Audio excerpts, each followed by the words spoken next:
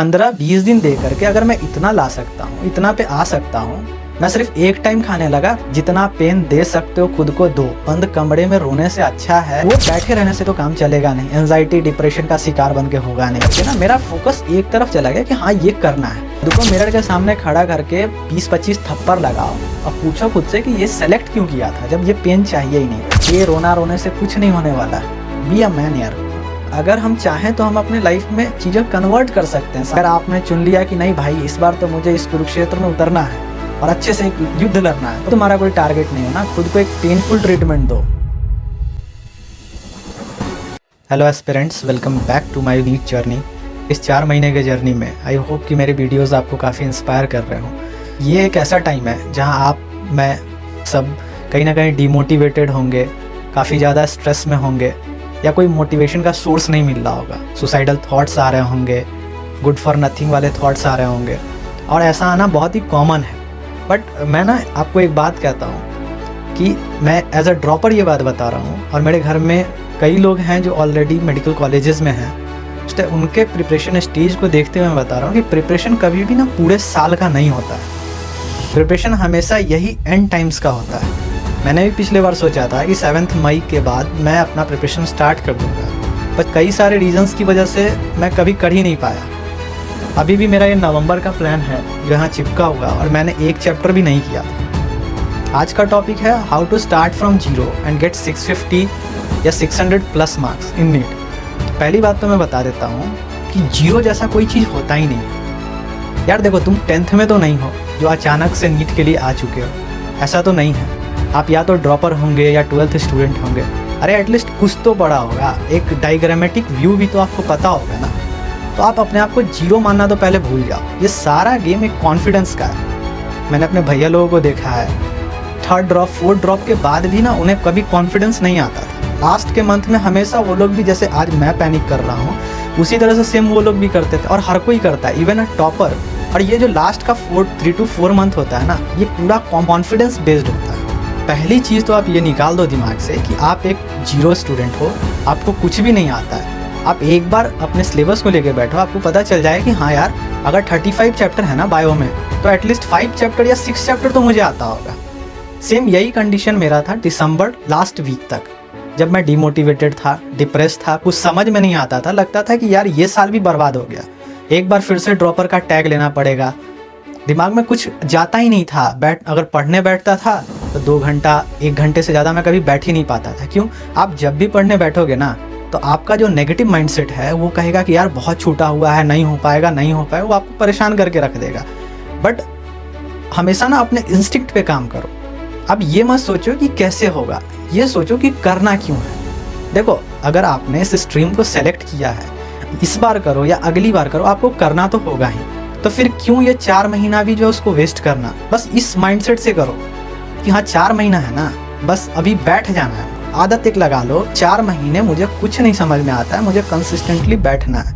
4 महीने आप ऐसे भी या तो डिप्रेशन में निकाल दोगे या एंजाइटी में आपका पूरा 4 महीना वेस्ट हो जाएगा। इससे अच्छा कम से कम मैंने ना यही सोचा कि यार देखो बैठे बैठे तो बस डिप्रेशन आने वाला है, एंजाइटी आने वाला है। तो इससे अच्छा है कि क्यों ना मैं कुछ ना कुछ तो करता रहूँ। दिसंबर मंथ के लास्ट वीक का टाइम है जब मैंने ये डिसाइड किया कि हाँ चलो अगर कुछ तो मैं कर लूँगा, तो थोड़ा बहुत भी मुझे करना है, अपना जितना दे सकता हूँ देना है, मुझे अपने हैबिट्स को चेंज करना। इसी सोच के साथ मैंने बैठना शुरू कर दिया। फर्स्ट वीक मुझे कुछ नहीं समझ में आता था, हार्डली 2 घंटा मैं बैठ पाता था या 3 घंटे बैठा, मगर उसमें से प्रोडक्टिव ना 30 मिनट्स 45 मिनट्स यही निकलता था। क्यों? आपने जहाँ, अब देखो यार समझने वाली बात है, एक तरफ आपने साल भर कभी बुक्स छुआ नहीं है, इधर उधर की चीज़ों में आप इन्रोल रहे हमेशा, तो कैसे मन करेगा? अचानक से आप नहीं बैठ पाओगे। तो उसके लिए होता है कि हाँ चलो आपको हार्डली कम से कम 5 दिन 10 दिन आपको देना पड़ेगा। मन नहीं कर रहा है फिर भी बैठना है, सुबह उठा नहीं जा रहा है फिर भी उठना है, 12 घंटे नहीं बैठ सकता, 12 घंटा का सिटिंग दो। मैं भी आप ही की तरह एक नॉन सीरियस स्टूडेंट था। मैं समझ गया था कि अगर हार्ड टॉपिक्स को उठाऊंगा या सिलेबस को ज़्यादा देखूंगा तो मुझे पैनिक करेगा। तो मैंने सबसे पहले जो भी इजी टॉपिक्स था उनको सॉर्ट आउट करना शुरू किया। जैसे बायो था तो ह्यूमन फिजियो मेरा पढ़ा हुआ था अच्छे से, वो मैंने निकाला। प्लांट फिजियो था। इस तरह से मैंने चैप्टर्स को सॉर्ट आउट करना शुरू किया और इन सॉर्ट आउट के बेसिस पर मैंने 5 to 6 डेज कंटिन्यूअसली जो मुझे अच्छा लग रहा था मैंने वही पढ़ना शुरू किया। ये नहीं सोचा कितने मार्क्स आएंगे, कितना कंटेंट कैरी करता है, क्या है PYQ क्या नहीं है, कुछ नहीं, बस ये मुझे आता है, ये मुझे करना है। 5 to 6 डे जब मैंने वो किया तो मुझे लगा कि हाँ यार, इससे मेरा 3 चैप्टर 4 चैप्टर तो निकल गया। अब बात है कि 3-4 चैप्टर निकल जाने के बाद ना एक कॉन्फिडेंस आता है कि इतने दिन तो तुम वेस्ट कर देते सोए या फिर सोचते सोचते, चलो एटलीस्ट करने से 3-4 चैप्टर तो निकला। फिर वो कॉन्फिडेंस जो मुझे 2 घंटे 3 घंटे से सीधा 6 घंटा 7 घंटा पे ले गया। फिर मैंने थोड़ा और पुश किया तो मैंने फिजिक्स और केमिस्ट्री भी उठाना शुरू कर दिया। अब वहाँ भी चैप्टर्स एक एक करके निकलने लगे। अब किसी भी चीज़ को स्टार्टिंग से पढ़ने का टाइम नहीं था तो मैंने 1 शॉट वीडियो शुरू कर दिया। मैंने खुद को एक टारगेट दे दिया कि मैं इस ठंड में अगर 4 बजे नहीं उठ पा रहा हूँ तो ये मेरा फॉल्ट है, और मैंने उठना शुरू किया। उसके लिए आपको एक मोटिव सेट करना होगा और उसका मोटिव पढ़ाई नहीं होना चाहिए, कभी भी नहीं। उसमें एक आप डोपामिन रस लेके आओ, थोड़ा एंटरटेनमेंट वाला होना चाहिए। मैंने 4 बजे उठते ही सुबह ग्राउंड में जाके मुझे दौड़ना है ऐसा सोचा, या फिर सुबह सुबह मुझे जिम चले जाना है ऐसा सोचा। तो इस तरह से ना एक मोटिव अलग हो गया, तो वो करके मैं उठना शुरू हुआ। 5 से 6 दिन 10 दिन बाद वो आदत बढ़ गई मेरी। सुबह उठना है, दौड़ना है, दौड़ के आके नहा लेना है, वो भी ठंडे पानी से। मतलब लाइफ में ना कंफर्ट को अभी के टाइम पे मत सेलेक्ट करो। जितना पेन दे सकते हो खुद को दो। बंद कमरे में रोने से अच्छा है कि तुम ग्राउंड में रो लो, तुम ठंडे पानी से नहा के रो लो, थोड़ा कम सो के रो लो। इसके बाद क्या होता था कि मुझे खाने के बाद ना आलस आता था, दिन में नींद आना जैसा प्रॉब्लम आपके साथ भी होगा। उस चीज़ को कट करने के लिए मैंने सुबह सुबह का ही डाइट बंद कर दिया। मैं सिर्फ एक टाइम खाने लगा रात के रात, क्योंकि दिन में खाऊंगा मुझे नींद आने लगा। तो दिन भर मुझे कॉफ़ी बिस्किट यही थोड़ा बहुत मैंने स्नैक्स लेकर के अपना दिन शुरू किया और एफिशिएंसी बढ़ने लगा। क्योंकि डाइजेस्ट करने जैसा कुछ होता नहीं था, ठंड लगने जैसा कुछ है नहीं मेरे पास। तो उन सब चीज़ों को इग्नोर करके ना मेरा फोकस एक तरफ चला गया कि हाँ ये करना है। आज डे है 17 जनवरी जब मैं इस वीडियो को रिकॉर्ड कर रहा हूँ। अभी का मैं आपको करंट सिनेरियो बता रहा हूँ। मेरा 11th का बायो मेरा कंप्लीट हो चुका है। 11th फिजिक्स में मैंने रोटेशन एंड सर्कुलेशन तक मैं ख़त्म कर चुका हूँ। उसके बाद मेरा फिजिकल केमिस्ट्री पूरा ख़त्म है, मेरा ऑर्गेनिक GOC 1 ख़त्म है, बस रिएक्शन मैकेनिज्म अब बचा हुआ है। तो इस तरह से मैंने इतना तो किया। 15-20 दिन दे करके अगर मैं इतना ला सकता हूँ, इतना पे आ सकता हूँ, तो मैंने खुद को यही टारगेट दे रखा है कि चलो फरवरी तक मैं कितना कर लेता हूँ। बस इस शेड्यूल को मेंटेन करके अगर मैंने फरवरी तक भी 70 to 80% सिलेबस ले लिया तो लास्ट के मार्च अप्रैल में मैं अच्छा स्कोर कर सकता हूँ। तो वो बैठे रहने से तो काम चलेगा नहीं, एंजाइटी डिप्रेशन का शिकार बन के होगा नहीं। तो इससे अच्छा है कि खुद को पेन देने लगो।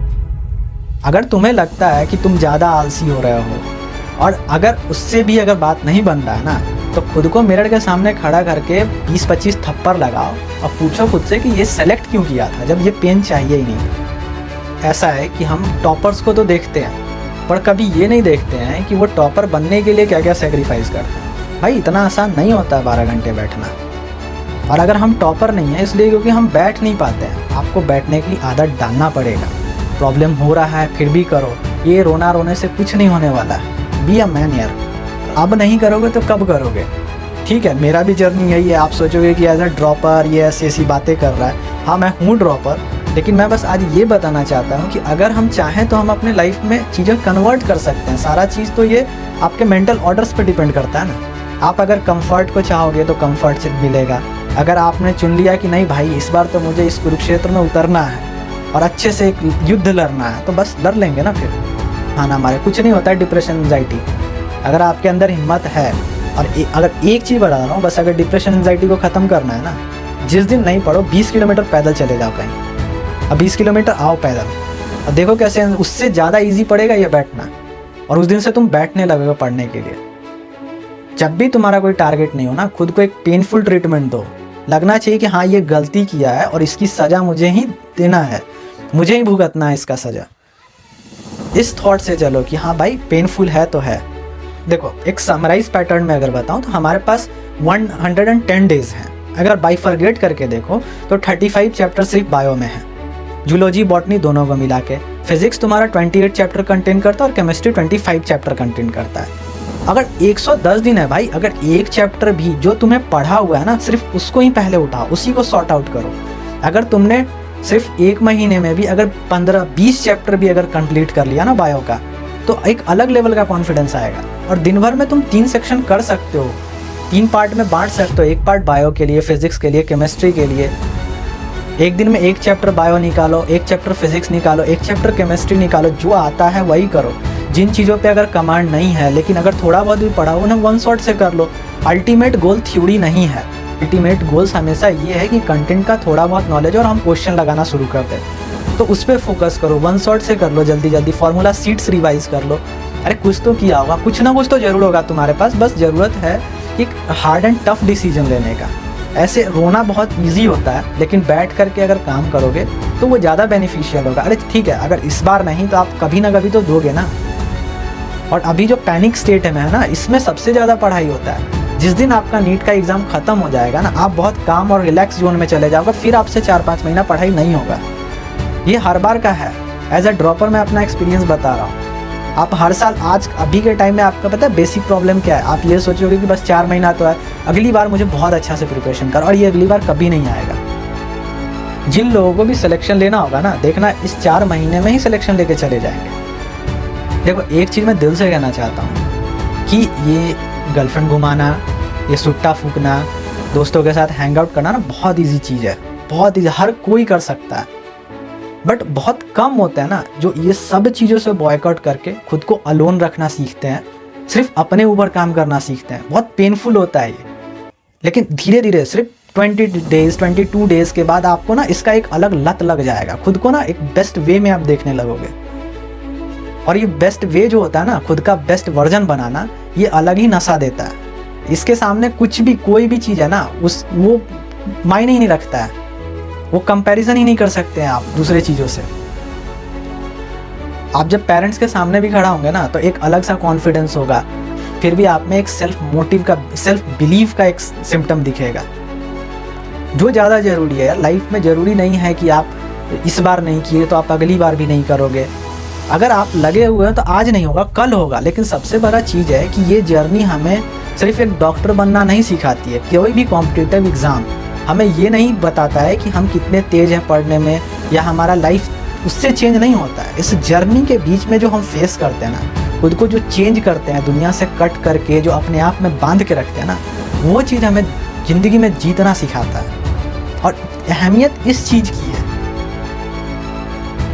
विकास दिव्यकृति सर ने भी एक बात कहा था कि यूपीएससी का प्रिपरेशन अगर कोई साल भर भी कर ले, 2 साल भी कर ले ना, उसका यूपीएससी हो या ना हो, वो ज़िंदगी में ज़रूर कुछ ना कुछ फोड़ देगा। क्योंकि जो एस्पिरेंट इस प्रिपरेशन फेज़ के दौरान खुद को कन्वर्ट करना सीख गया, अपने लाइक्स और डिसलाइक्स को चेंज करना सीख गया, अपने माइंडसेट को कंट्रोल करना सीख गया ना, तो वो लाइफ में कुछ भी कर सकता है आगे जाके।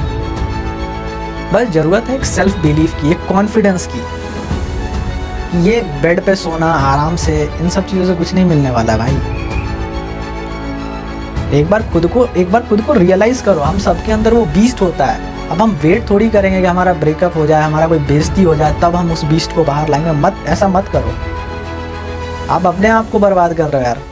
लड़ना तो सीखो, एक बार उतरो तो मैदान में। प्लीज़ अपने ओपिनियंस को कमेंट जरूर करना एक बार वीडियो में, ताकि मैं भी जान सकूं कि हाँ आप क्या फील करते हो। आप